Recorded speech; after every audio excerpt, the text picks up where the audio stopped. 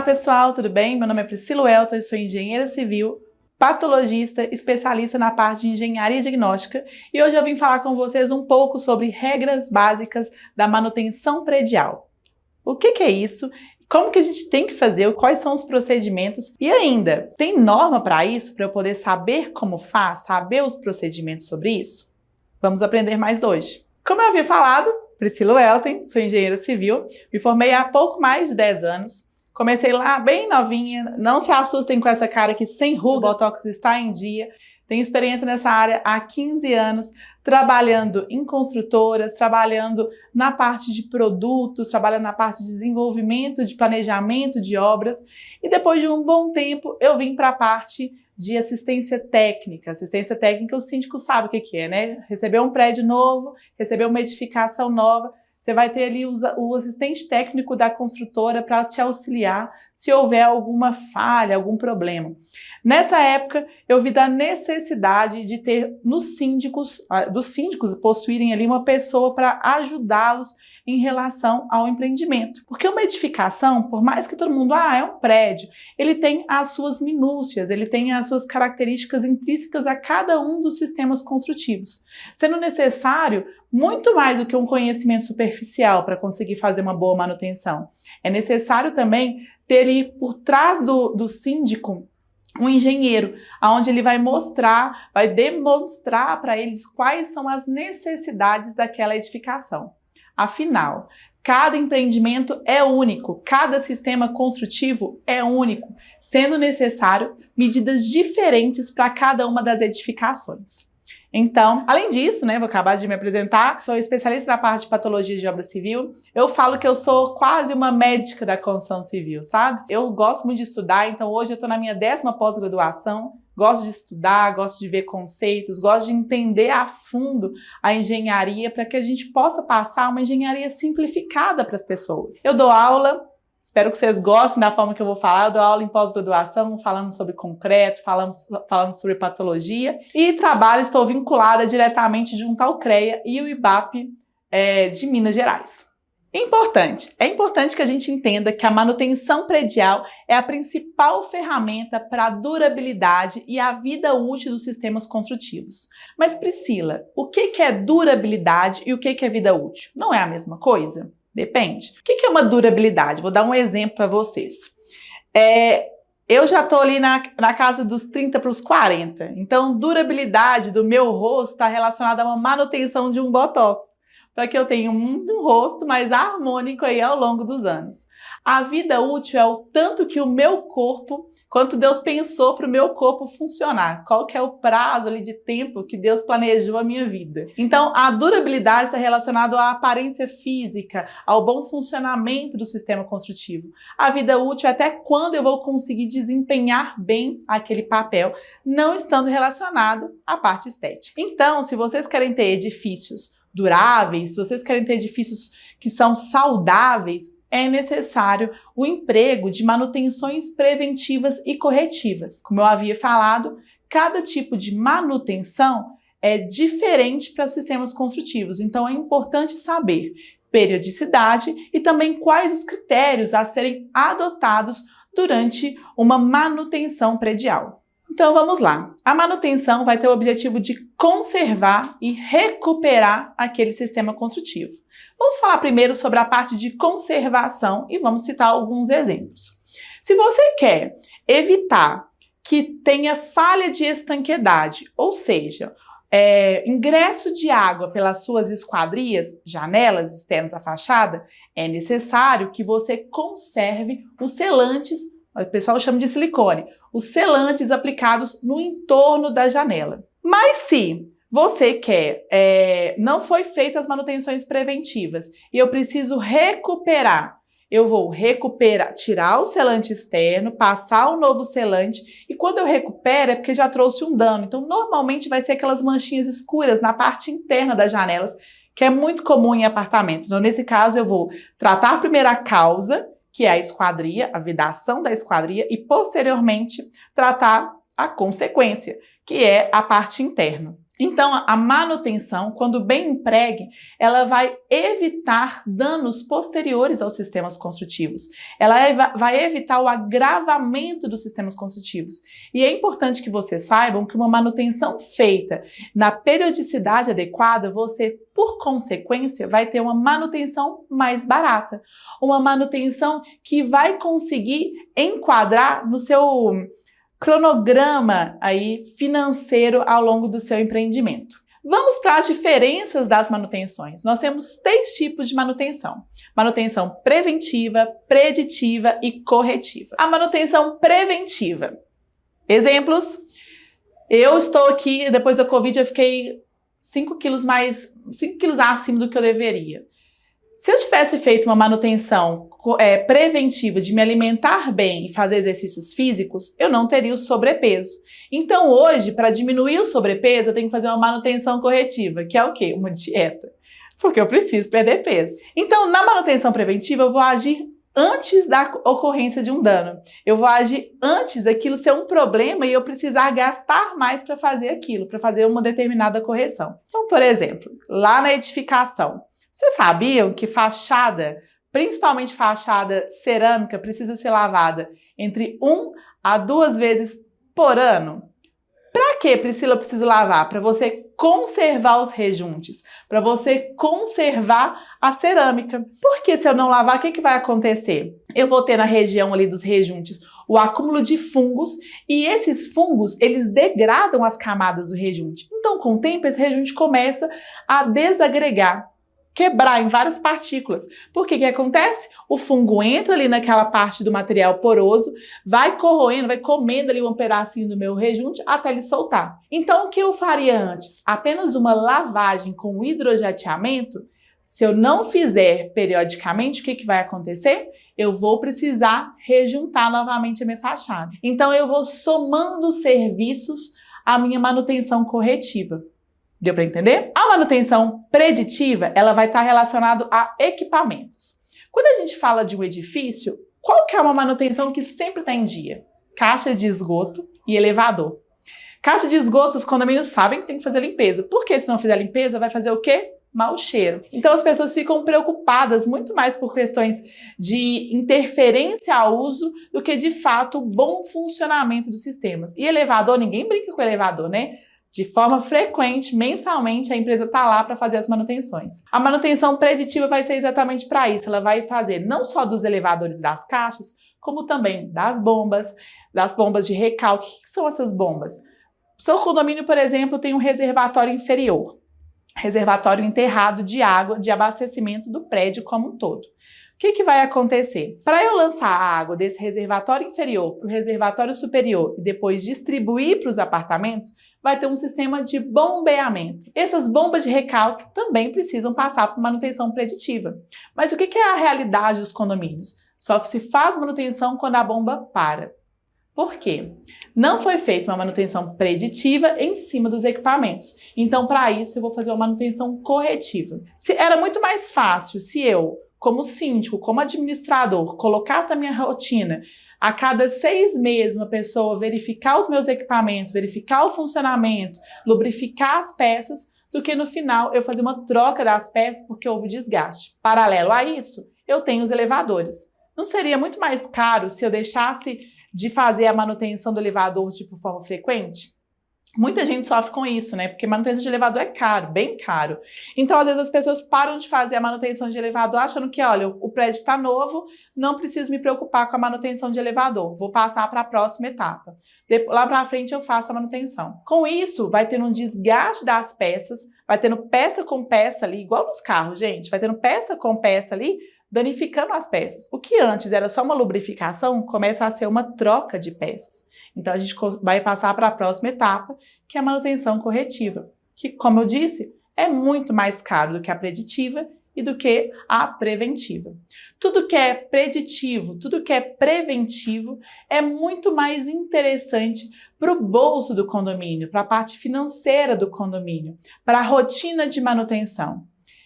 Síndicos, não se esqueçam. Todos os sistemas construtivos têm a sua periodicidade de manutenção. Então não tem desculpa de falar assim, estourou uma bomba. Isso demonstra que faltou a manutenção preditiva, faltou o acompanhamento do funcionamento daquele sistema. E a partir disso, eu vou ter uma manutenção que vai ser muito mais cara. Vamos para a próxima etapa. Uma boa ferramenta para que vocês possam ter empregos nos empreendimentos administrados por vocês, síndicos, é o plano de manutenção predial. Priscila, o que é o plano de manutenção predial? O plano de manutenção predial nada mais é do que uma planilha, do que um planilhamento, um cronograma das manutenções que precisam ser feitas em todos os sistemas construtivos. Eu vou ter um detalhamento de todos os sistemas construtivos.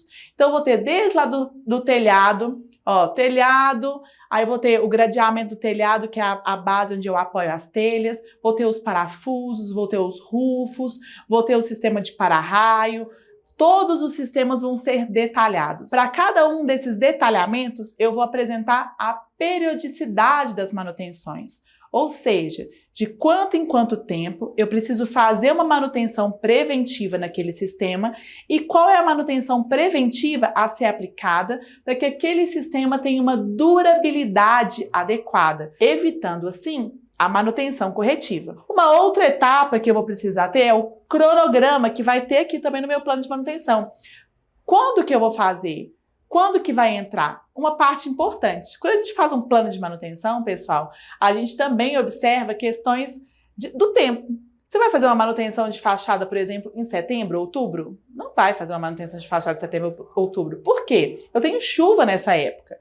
Então, nessas épocas, na parte do plano de manutenção, eu vou avaliar o conjunto da obra, a qual o meu sistema vai estar exposto, a qual a minha edificação vai estar exposta. E a partir disso, eu vou criar subsídios para o síndico, para o administrador, saber de quanto em quanto tempo eu preciso fazer a manutenção. Vou dar um exemplo bobo, mas prático. Setembro, outubro, eu sempre coloco nos planos de manutenção predial a limpeza das calhas e limpeza das caixas de drenagem, principalmente do térreo, aquelas canaletas, aquelas grelhas, e lá em cima na cobertura a parte das calhas. Por quê? Porque se eu tiver uma chuva nesse período de tempo, eu tenho que ter a certeza que todas as minhas tubulações, que todas as minhas calhas, que a minha rede de drenagem vai estar 100% desobstruída. Porque se houver obstrução, eu posso ter a saída de água, um volume de água e, por consequência, infiltrações que não precisariam ter. Nas fachadas, quando eu penso em fachada, o que a gente coloca no nosso plano de manutenção? Eu sempre começo a pensar em uma manutenção de fachada no mês de março e abril. São as águas de março fechando o verão. Aí quando eu lembro dessa música, eu já sei que é as águas de março fechando o verão e eu preciso fazer o quê? Manutenção de fachada.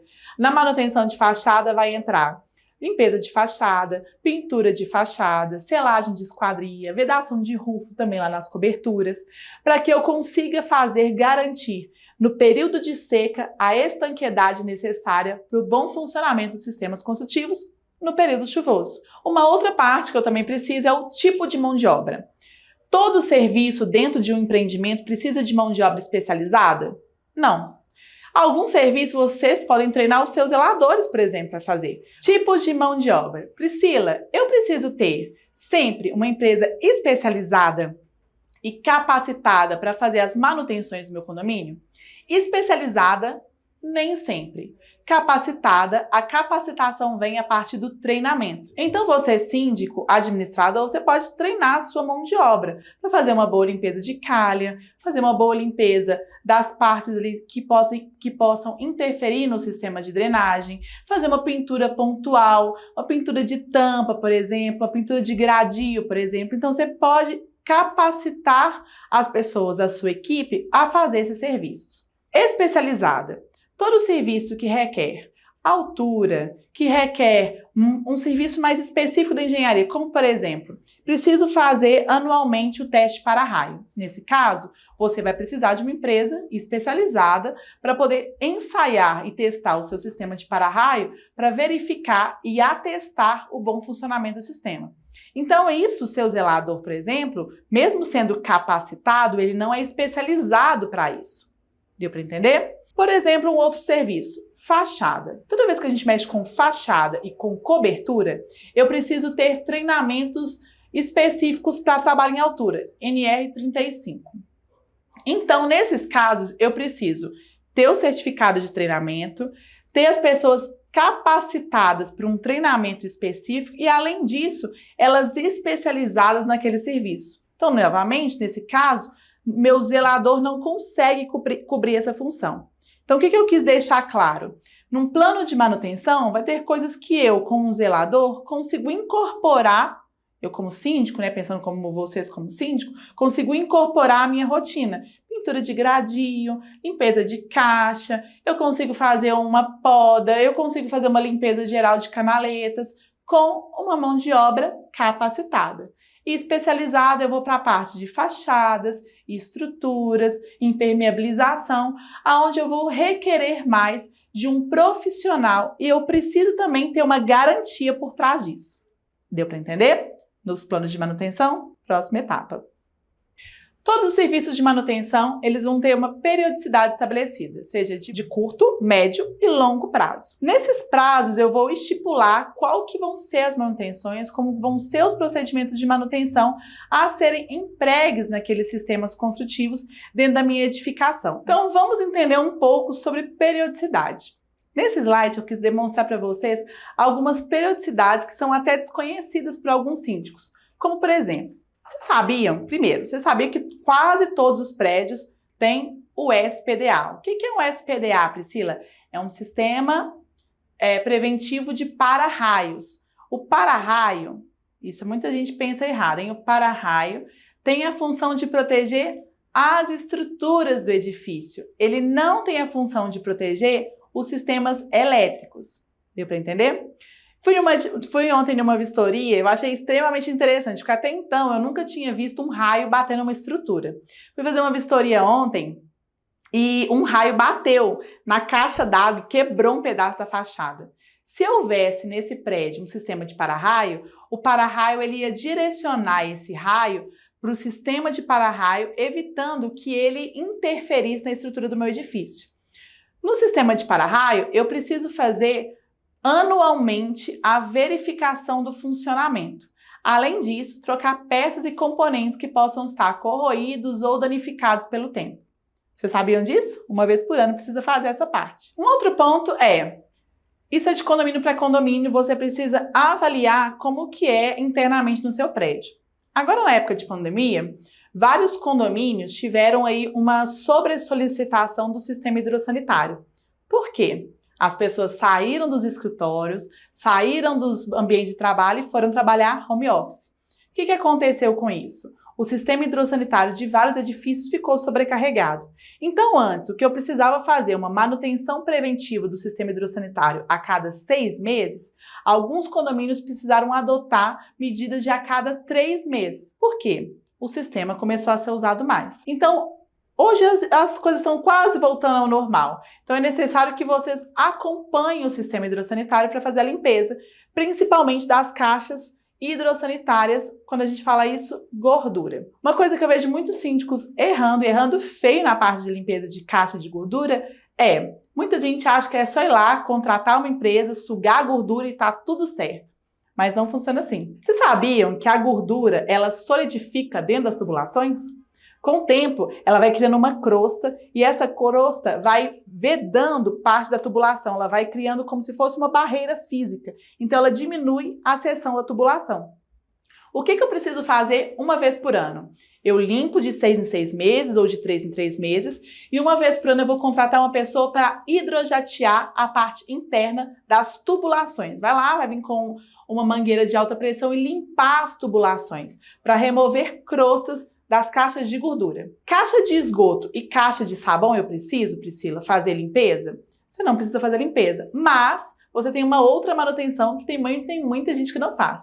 Sistema hidrossanitário de esgoto e de sabão que são concebidas em anéis pré-moldados, ou seja, de concreto ou de bloco, eles precisam ser vedados periodicamente às emendas dos materiais. E uma dica importante, eu preciso usar um material que tem que ser resistente a sulfato. Sulfato é um tipo de gás liberado pelo sistema de esgoto que ele degrada o material cimentício. Então, o meu cimento tem que ter um componente químico que vai reagir àquela agressão, conferindo ao sistema uma maior durabilidade. Vocês estão vendo que na manutenção, o tempo todo nós vamos falar de durabilidade, vida útil, porque essa é a principal função das nossas manutenções. Um outro serviço que também muita gente já falei anteriormente, mas vou reforçar, lavagem de fachada.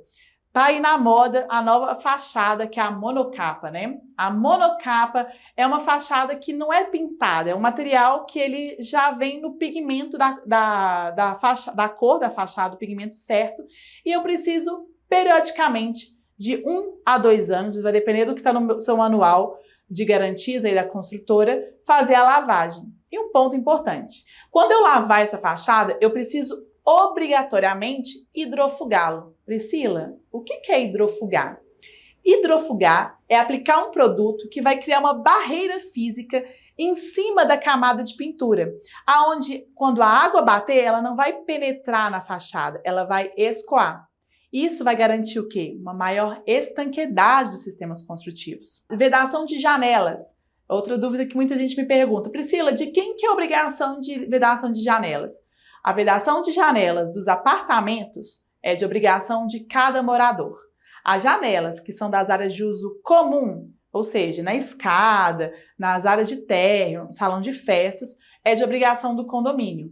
A cada 1 a 2 anos, eu preciso vedar periodicamente todo o perímetro do entorno das minhas esquadrias. Uma outra coisa que eu também preciso fazer que o pessoal não faz, fachada em cerâmica, lavar essa fachada em cerâmica, trocar periodicamente os rejuntes. E quando a minha fachada tiver a junta de movimentação, Priscila, o que é a junta de movimentação?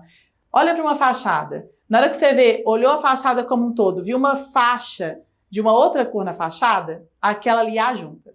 A junta, ela serve para quê? Ela serve para separar os painéis que compõem a fachada, porque cada sistema construtivo se movimenta quando exposto ao sol. Então, lá na construção civil, a gente pensa o seguinte, quando a gente coloca um prédio exposto ao sol, eu preciso criar espaçamentos para a minha estrutura movimentar, dilatar durante o dia quando está muito sol e contrair à noite quando está muito frio. Esse lugar onde eu vou ter esse alívio da minha estrutura de dilatar e de contrair são chamadas juntas de movimentação. E ela, comumente, é vedada com selante. Esse selante, Priscila, precisa ser um selante específico? Sim. Se o selante vai ficar exposto ao tempo, eu preciso pensar num selante com resistência ao UV. Preciso pensar num selante com maior durabilidade. Preciso pensar num selante que vai se enquadrar ao meu sistema construtivo. E, pessoal, embora vocês achem que esse tipo de selante você vai encontrar na prateleira da Leroy Merlin, não. São produtos especializados e específicos. Por isso que você precisa, nesse momento, lá atrás, quando eu expliquei para vocês o plano de manutenção, tem uma empresa especializada. Produtos de fachada você não encontra em prateleira, você encontra com fabricantes específicos.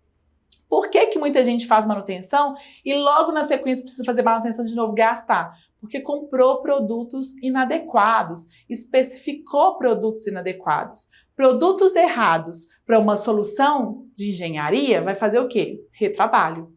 E toda vez que a gente tem retrabalho, fica parecendo que o síndico errou, o administrador errou. E não quer dizer que é erro, quer dizer que o que está acontecendo ali? Não especificou bem o material, porque não teve por trás uma empresa especializada para direcionar de forma assertiva nas manutenções do seu empreendimento.